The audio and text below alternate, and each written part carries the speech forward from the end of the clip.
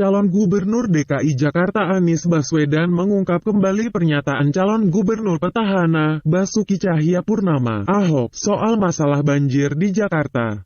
Saat debat kandidat pertama yang digelar oleh Net TV, Anda bisa cek apa yang diungkapkan Pak Basuki pada debat pertama di Net TV pada saat itu saya sampaikan, jadi ada banjir dari hulu.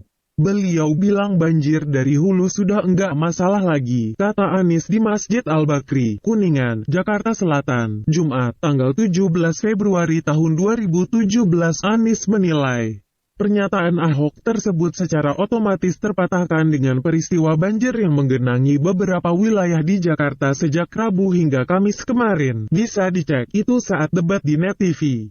Ternyata itu, banjir masih jadi masalah, itu yang harus diantisipasi, seakan-akan hulu bukan masalah, memang masih, bahkan muncul sekarang, ujar Anies, untuk menyelesaikan permasalahan itu.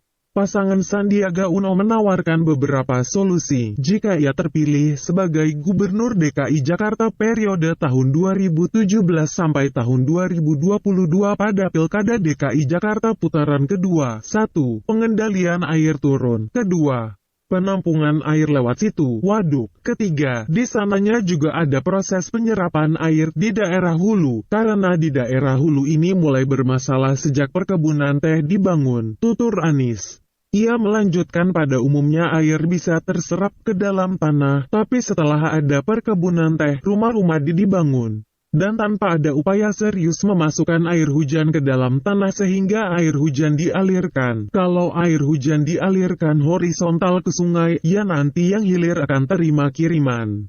Karena itu di atas sana airnya harus dimasukkan ke bawah tanah, sehingga tidak akan mulai terkirim ke sini hilir, kata Anies. Namun demikian, Anies mengatakan bahwa penyelesaian masalah banjir di tiap-tiap lokasi genangan air tentunya dengan cara yang berbeda-beda. Kami mempercayai pada pendekatan ilmiah untuk menyelesaikannya. Jadi ada yang harus dibereskan dengan penambahan situ, ada yang harus dibereskan dengan vertikal drainage, ada yang harus dibereskan dengan pengerukan. Jadi tidak satu solusi untuk seluruh masalah, kata Anies.